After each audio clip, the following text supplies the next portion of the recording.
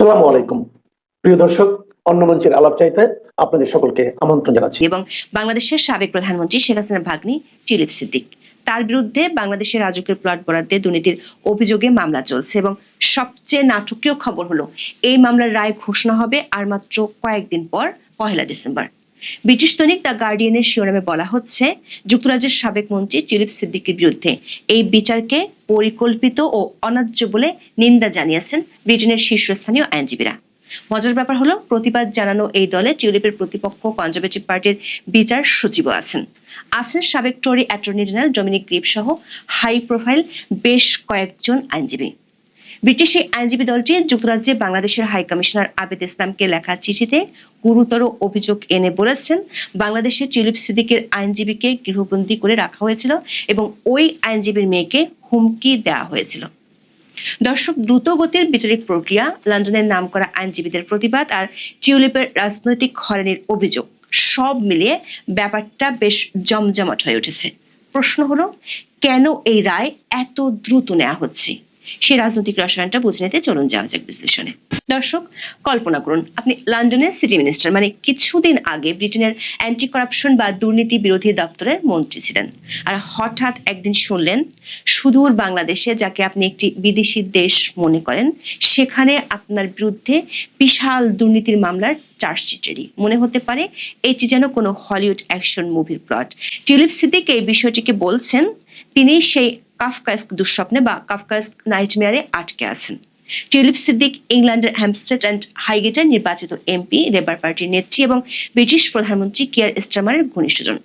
আর অন্যদিকে তিনি বাংলাদেশের সাবেক প্রধানমন্ত্রী শেখ হাসিনার আপন ভাগ্নি। বাংলাদেশের গণমাধ্যমের খবর হলো, ঢাকার অদূরে পূর্বাচল নতুন শহর প্রকল্পে প্লট বরাদ্দে জালিয়াতির অভিযোগে সাবেক প্রধানমন্ত্রী শেখ হাসিনা, তার বোন শেখ রেহানার মেয়ে ব্রিটিশ এমপি টিউলিপ সিদ্দিক সহ 17 জনের বিরুদ্ধে দুদকের মামলার রায় জানা যাবে আগামী 1 ডিসেম্বর। যুক্তিতর্ক উপস্থাপন শেষে 25 নভেম্বর ঢাকার বিশেষ জজ 4-এর বিচারক রবিউল আলম রায়ের এদিন ধার্য করেন বলে দুদকের আইনজীবী তরিকুল ইসলাম জানিয়েছেন। দর্শক, বাংলাদেশের অন্তর্বর্তী সরকারের টিউলিপের বিরুদ্ধে আনিত অভিযোগটি হলো প্লট দুর্নীতি। বলা হচ্ছে, তিনি তার খালা শেখ হাসিনার ক্ষমতা ব্যবহার করে ঢাকা শহরের অভিজাত এলাকা পূর্বাচলে বা কূটনৈতিক অঞ্চলে নিজের মা শেখ রেহানা, ভাই রাদওয়ান মুজিব এবং বোন আজমিনার জন্য সরকারি প্লট বাগিয়ে নিয়েছিলেন। এই মামলায় তিনি সহ 17 জনের বেশি অভিযুক্ত।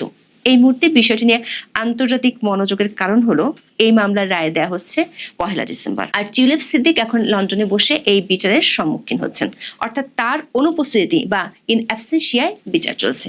আর বাংলাদেশের প্রসিকিউশন তার জন্য চাইছে সর্বোচ্চ যাবজ্জীবন কারাদণ্ড। টিউলিপ এরই মধ্যে বহুবার ব্রিটিশ ও আন্তর্জাতিক সংবাদ মাধ্যমে এই ধরনের বিচারের প্রতিবাদ জানিয়েছেন, অভিযোগ করেছেন বাংলাদেশের অন্তর্বর্তী সরকারের বিরুদ্ধে। এমনকি গত জুনে যখন অধ্যাপক ইউনূস লন্ডনে গিয়েছিলেন, তখন তার সাথে সাক্ষাৎ করার জন্য চিঠিও দিয়েছিলেন। টিউলিপের দাবি হলো, বাংলাদেশ সরকারের আনা অভিযোগগুলো সম্পূর্ণ অযৌক্তিক এবং তিনি এই মামলার শিকার হয়েছেন কারণ তিনি তার খালা শেখ হাসিনা এবং বর্তমান অন্তর্বর্তীকালীন সরকারের প্রধান উপদেষ্টা অধ্যাপক মোহাম্মদ ইউনূসের দীর্ঘদিনের ব্যক্তিগত দ্বন্দ্বে কোলাটারাল ড্যামেজ। ব্যাপারটা অনেকটা এমন, দুজনের মারামারিতে বেচারা ভাগ্নের শখের কফির মগটাই ভেঙে গেল। বাংলাদেশের অধ্যাপক ইউনূসের সরকারের আনা মূল অভিযোগটি হলো ক্ষমতার অপব্যবহার। শেখ হাসিনার আমলে টিউলিপ সিদ্দিক নাকি তার প্রভাব খাটিয়ে রাজুকের প্লট নিশ্চিত করেছিলেন। অবশ্য বাংলাদেশে তার রাজনৈতিক সম্পৃক্ততার বিষয়টি অস্বীকার করেছেন টিউলিপ। তিনি দাবি করেছেন তিনি ব্রিটিশ নাগরিক এবং তার আইনজীবীরা বলছেন তার বাংলাদেশি নাগরিকত্বের কাগজপত্র নকল বা জাল হতে পারে। কিন্তু বাংলাদেশের দুর্নীতি দমন কমিশনের প্রসিকিউশন এসব মানতে নারাজ। তাদের দাবি, টিউলিপের নামে বাংলাদেশে জাতীয় পরিচয়পত্র বা এনআইডি, ভোটার তালিকার নাম এবং একাধিক বাংলাদেশি পাসপোর্ট ছিল। যদি আদালতে এই প্রমাণ টিকে যায়, তবে কর্তৃপক্ষ তাকে আইনিভাবে তাদের এখতিয়ারভুক্ত নাগরিক হিসেবে অনুপস্থিতিতে বিচার করার বৈধতা পাবে। গত জানুয়ারি মাসে যখন টিউলিপের বিরুদ্ধে এই দুর্নীতি এবং অর্থ পাচারের অভিযোগগুলো অধ্যাপক ইউনূসের দপ্তর থেকে চাউর করা শুরু হয়, তখন তিনি স্টারমারের সরকার থেকে পদত্যাগ করেন। যদিও ব্রিটিশ সরকারের নৈতিকতা বিষয়ক উপদেষ্টা লরি ম্যাগনাস টিউলিপের বিরুদ্ধে কোনো বিধি ভঙ্গ করার দায় খুঁজে পাননি, তবে লরি ম্যাগনাস বলেছিলেন টিউলিপের উচিত ছিল তার পারিবারিক সম্পর্কের কারণে সৃষ্ট খ্যাতির ঝুঁকি বা রেপুটেশনাল রিস্ক সম্পর্কে আরো সতর্ক থাকা। ম্যাগনাস তাকে নিয়ম ভাঙার দায় থেকে মুক্তি দিলেও সেই পারিবারিক সম্পর্কের কারণে সৃষ্ট খ্যাতির ঝুঁকির কারণে টিউলিপ সিদ্দিককে এখন ভুগতে হচ্ছে বলে মনে করেন। কিন্তু 1 ডিসেম্বর রায় ঘোষণার আগে টিউলিপের ইস্যুটি আন্তর্জাতিক সংবাদ মাধ্যমে আবারও বড় হেডলাইন ইস্যু হয়ে গেল। ব্রিটিশ দৈনিক দ্য গার্ডিয়ানের এক্সক্লুসিভ এক খবরে বলা হয়েছে, ব্রিটিশ হাই প্রোফাইল আইনজীবীরা বিষয়টি নিয়ে চুপ করে বসে থাকার পাত্র নন। তারা লন্ডনে বাংলাদেশের হাই কমিশনারকে একটি কড়া চিঠি পাঠিয়ে এই বিচার প্রক্রিয়ার নিন্দা করেছেন। ব্রিটিশ দৈনিক দ্য গার্ডিয়ানের শিরোনামে বলা হচ্ছে, যুক্তরাজ্যের সাবেক মন্ত্রীর পরিকল্পিত বিচারের নিন্দা জানিয়েছেন শীর্ষস্থানীয় আইনজীবীরা। গার্ডিয়ানের এক্সক্লুসিভ এই সংবাদটিতে বলা হয়েছে, হাই প্রোফাইল আইনজীবীরা মনে করেন প্রাক্তন সিটি মন্ত্রী টিউলিপ সিদ্দিকের অনুপস্থিতিতে তার বিচারের সময় মৌলিক অধিকার লঙ্ঘিত হচ্ছে।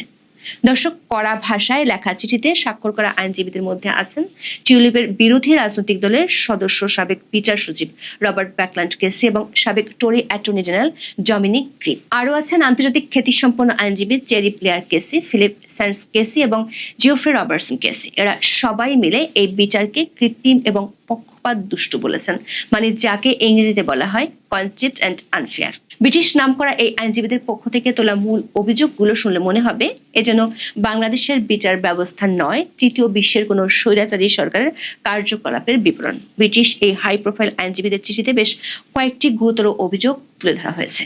প্রথম অভিযোগটি হলো, ব্রিটিশ আইনজীবীরা বলছেন যে প্রক্রিয়ায় টিউলিপ সিদ্দিকের বিরুদ্ধে আনিত অভিযোগের বিচার করা হচ্ছে সেটি মৌলিক অধিকারের লঙ্ঘন, কারণ টিউলিপ সিদ্দিককে তার বিরুদ্ধে আনা অভিযোগ বা সাক্ষ্য প্রমাণ সম্পর্কে জানানো হয়নি। দ্বিতীয় অভিযোগটি সবচেয়ে গুরুতর, সেটি হলো টিউলিপের আইনজীবীকে হুমকি দেওয়ার অভিযোগ। ব্রিটিশ দৈনিক দ্য গার্ডিয়ানে বলা হয়েছে, টিউলিপের পক্ষে নিযুক্ত একজন স্থানীয় আইনজীবীকে নাকি গৃহবন্দী করে রাখা হয়েছিল এবং তার কন্যাকে হুমকি দেওয়া হয়েছিল। ফলস্বরূপ তিনি মামলা থেকে সরে আসতে বাধ্য হন। ব্রিটিশ আইনজীবীরা লিখেছেন, এই ধরনের প্রক্রিয়া কৃত্রিম এবং প্রসিকিউশন চালিয়ে যাওয়ার একটি পরিকল্পিত এবং অন্যায্য উপায়। তাদের অভিযোগ, অন্তর্বর্তীকালীন সরকার ক্ষমতায় আসার পর থেকে বাংলাদেশে আইনি ব্যবস্থায় হস্তক্ষেপ ও বিধি প্রদর্শনের একটি প্যাটার্নের প্রতিবেদনের সঙ্গে এটি মিলে যায়। ব্রিটিশ আইনজীবীদের আনা 3 নম্বর অভিযোগটি হলো মিডিয়া ট্রায়ালের মাধ্যমে দোষী সাব্যস্ত করা। ব্রিটিশ আইনজীবীদের অভিযোগ, দুর্নীতি দমন কমিশন বা দুদক এবং প্রধান উপদেষ্টা অধ্যাপক মোহাম্মদ ইউনূস প্রকাশ্যে মিডিয়ায় টিউলিপ সিদ্দিককে অভিযুক্ত করে বারবার মন্তব্য করছেন। ক্ষমতাধরদের এই ব্যাপক প্রচার নিরপেক্ষ বিচারের নীতির সঙ্গে সামঞ্জস্যপূর্ণ নয় বলে মনে করেন ব্রিটিশ আইনজীবীরা। টিউলিপ সম্পর্কে আইনজীবীরা তাদের চিঠিতে বলেছেন, যেহেতু তিনি যুক্তরাজ্যে থাকেন এবং যুক্তরাজ্যের নাগরিক, তাই তিনি স্পষ্টতই পলাতক নন। তিনি একজন নির্বাচিত সংসদ সদস্য, যার সাথে হাউস অব কমন্সে যোগাযোগ করা যেতে পারে এবং প্রকৃতপক্ষে তাকে প্রত্যর্পণ চাওয়ার উপযুক্ত কারণ থাকলে অভিযোগের মুখোমুখি হওয়ার জন্য বাংলাদেশে প্রত্যর্পণ করা যেতে পারে। চিঠিতে বলা হয়েছে, সমস্ত পরিস্থিতি বিবেচনা করে ব্রিটিশ আইনজীবীদের গুরুতর উদ্বেগ রয়েছে।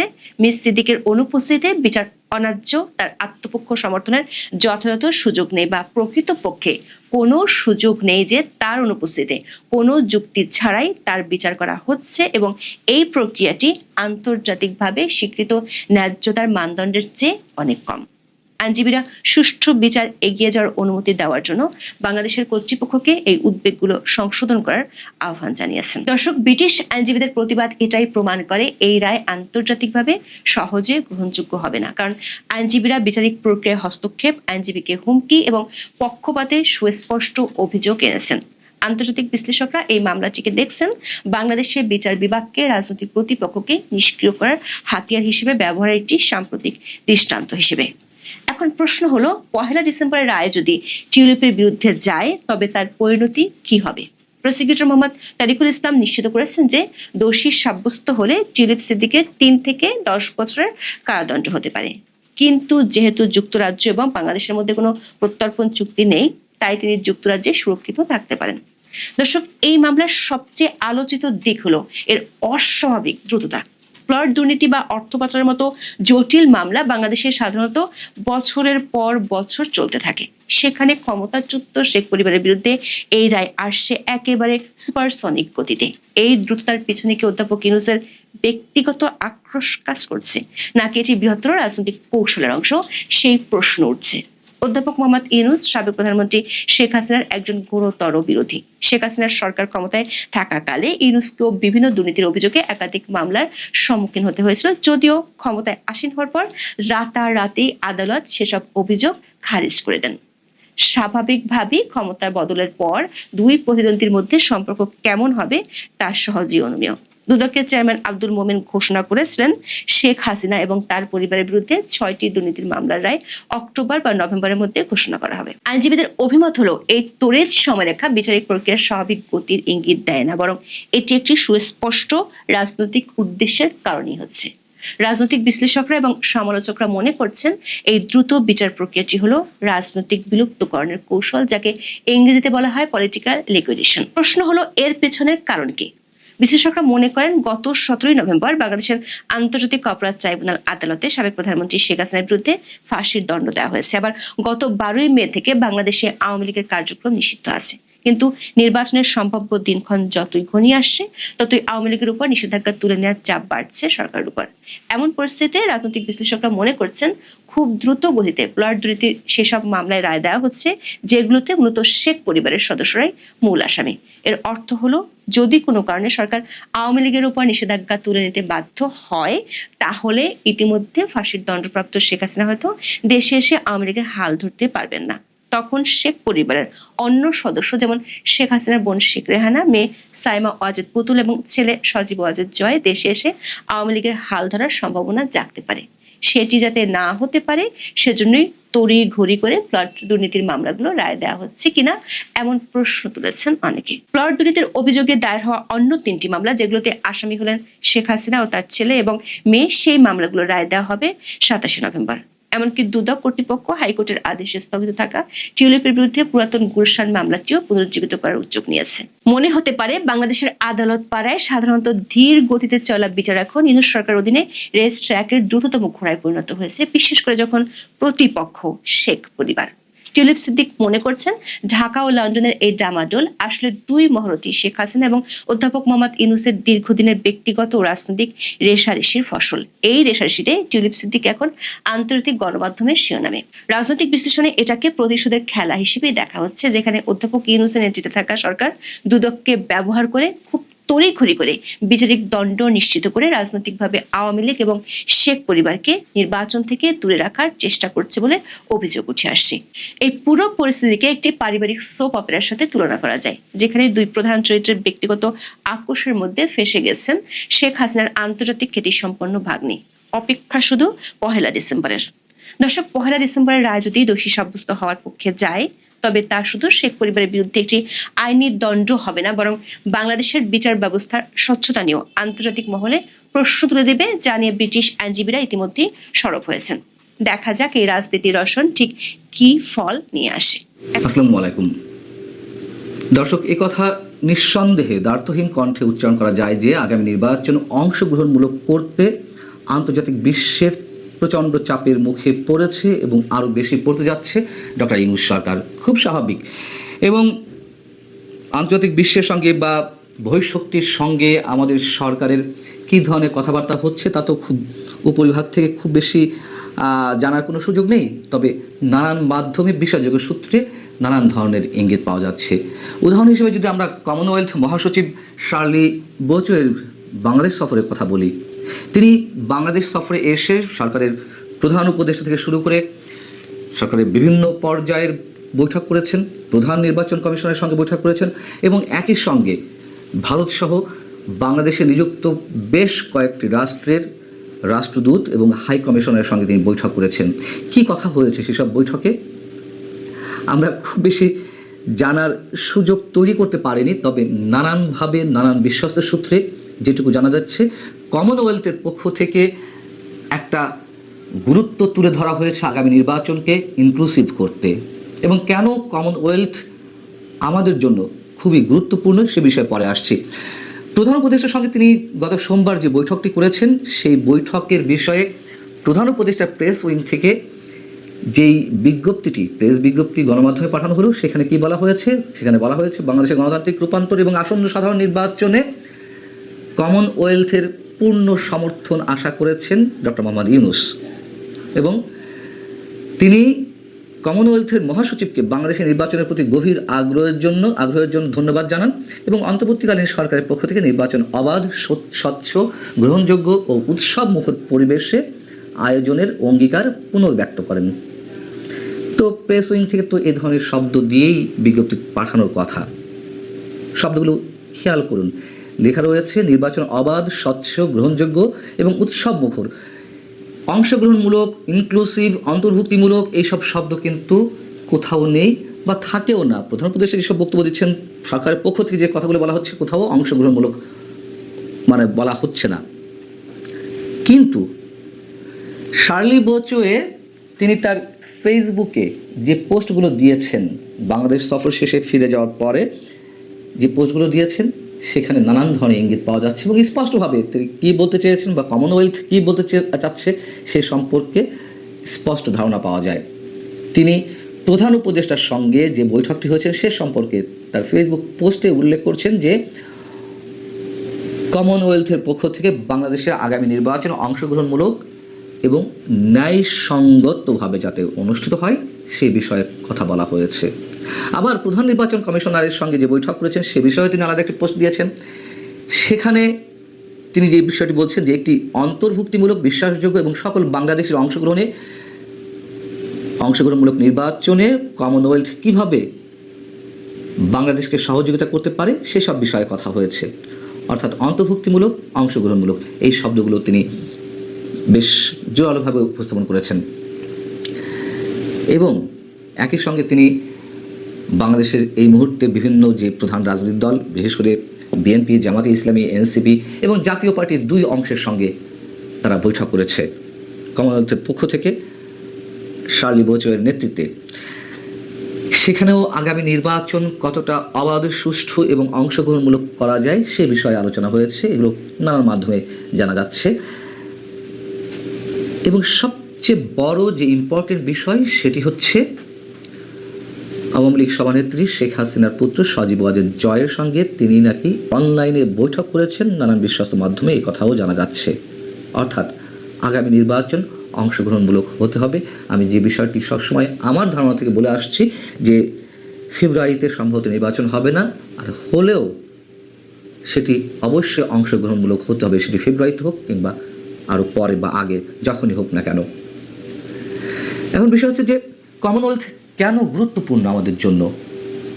আমরা জানি যে কমনওয়েলথের সদস্য দেশ 56টি, এর মধ্যে G7 এবং G20 যেই সদস্য রাষ্ট্র রয়েছে তারাও কমনওয়েলথভুক্ত। গুরুত্বটা নিশ্চয়ই বোঝা যাচ্ছে। ব্রিটেন থেকে শুরু করে আরও শক্তিধর নানান রাষ্ট্র এর মধ্যে রয়েছে। বাংলাদেশ 2026 সালে স্বল্পোন্নত রাষ্ট্র হিসেবে উন্নতি লাভ করবে এবং স্বল্পোন্নত দেশ সম্পর্কিত বিভিন্ন বিষয় নিয়ে আলোচনা করার জন্য ওপেন ফোরাম হচ্ছে কমনওয়েলথ। কমনওয়েলথ তার সদস্য রাষ্ট্রগুলোকে অর্থনীতিতে স্বাবলম্বী করতে বা অর্থনৈতিক উন্নয়ন ত্বরান্বিত করতে ভবিষ্যতে কোন ধরনের নীতি বা কৌশল কাজে লাগতে পারে সে বিষয়ে ধারণা, পরামর্শ থেকে শুরু করে সব ধরনের সহযোগিতা করে থাকে। একই সঙ্গে বাণিজ্য বৃদ্ধিতে, সদস্য রাষ্ট্রগুলোর বাণিজ্য বৃদ্ধিতে এবং আমদানি রপ্তানি থেকে সুফল অর্জন করতে কমনওয়েলথ তার সদস্য রাষ্ট্রগুলোকে নানানভাবে সহযোগিতা করে থাকে। বাণিজ্য সুবিধার মাধ্যমে সদস্য দেশগুলো যাতে সহজে এবং তুলনামূলক কম খরচে নিজেদের মধ্যে আমদানি সহজ আরও ত্বরান্বিত করতে পারে সে বিষয়েও আইনগত এবং অর্থনৈতিক কাঠামোগুলোকে শক্তিশালী করে। এগুলো মনে হতে পারে যে শুধুমাত্র বলার জন্য বলা হয়ে থাকে, এগুলো না, নিশ্চয়ই নয়। আমি তো বললাম যে G7 ভুক্ত দেশ, G20 ভুক্ত দেশ, এইগুলো কমনওয়েলথের সদস্য। সো শক্তিধর রাষ্ট্রগুলো যখন এই ফোরামের সদস্য, কমনওয়েলথে যখন কোনো সিদ্ধান্ত নেয় অবশ্যই সদস্য রাষ্ট্রগুলো সেদিকেই তারা তাদের মনোযোগ নিবদ্ধ করে। সেই সব জায়গা থেকে অবশ্যই কমনওয়েলথের যেই ভাবনা, বাংলাদেশের নির্বাচন নিয়ে তাদের যেই আশাবাদ, সেগুলোকে খাটো করে দেখা কোনো সুযোগ নেই।